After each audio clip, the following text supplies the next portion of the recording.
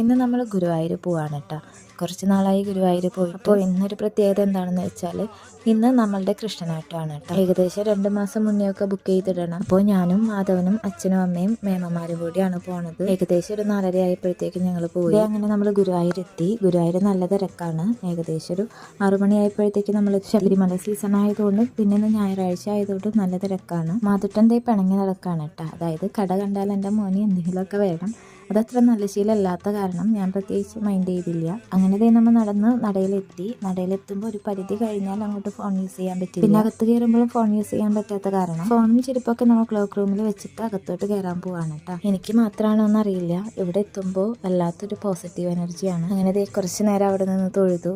പിന്നെ പതിയെ ഫോണൊക്കെ കൊടുത്തു, ചെരുപ്പ് കൊടുത്തു, ഞങ്ങൾ അകത്തോട്ട് കയറി. ഞാൻ എവിടെയൊക്കെ പോയില്ലെങ്കിലും എന്തൊക്കെ ചെയ്തില്ലെങ്കിലും മാസത്തിൽ 2 തവണയെങ്കിലും ഞാനിവിടെ വരാതിരിക്കില്ല. എനിക്ക് പോകാൻ ഇഷ്ടപ്പെട്ട സ്ഥലങ്ങളിൽ ഏറ്റവും ആദ്യത്തെ സ്ഥലമാണിത്. ഇവിടെയാണ് കേട്ടോ നമ്മളെ കുട്ടികളെ പ്രോഗ്രാംസ് ഒക്കെ നടത്താറ്, മേൽപ്പത്തൂർ ഓഡിറ്റോറിയം. നമ്മുടെ കുട്ടികൾ അരങ്ങേറ്റാവാനായിട്ടുണ്ട്, അപ്പം ഒന്നുകൂടെ വരണം. അങ്ങനെ ഏകദേശം വെളുപ്പിന് ഒരു 1:30 ആയപ്പോഴത്തേക്കും നമ്മൾ തൊഴുത് കഴിഞ്ഞ് ഇറങ്ങിയിട്ടുണ്ട്. അങ്ങനെ മാതുട്ടം പറഞ്ഞ് എല്ലാനൊന്നും മേടിച്ചു കൊടുത്തില്ല. റൂബിക്സ് ക്യൂബ് അവന് ഭയങ്കര ഇഷ്ടമാണ്. അത് കുറച്ചുകൂടെ നല്ലതാണ് കുട്ടികൾ കളിക്കുന്നത്. അപ്പോൾ ഞാൻ അതൊരെണ്ണം മേടിച്ചു കൊടുത്തു. അത് കഴിഞ്ഞിട്ട് അവിടെ നിന്ന് പപ്പടം അതുപോലെ 1-2 ചിപ്സൊക്കെ മേടിച്ചിട്ട് നമ്മൾ തിരിച്ച് വീട്ടിലോട്ട് പോവാണ്. നമ്മളിത് വണ്ടി പാർക്ക് ചെയ്തേക്കണം മഞ്ജുലാലിൻ്റെ അവിടെയാണ്. അപ്പോൾ അവിടേക്ക് പോവാണ്. അങ്ങനെ നമ്മൾ മഞ്ജുലാലിൻ്റെ അവിടെ എത്തി. നൈറ്റ് ഇങ്ങനെ കാണാനായിട്ട് നല്ല രസമുണ്ട്. അങ്ങനെ നമ്മളുടെ വണ്ടി വന്നു. നമ്മൾ തിരിച്ച് വീട്ടിലോട്ട് പോവാണ്. അപ്പോൾ അത്രയേ ഉള്ളൂ.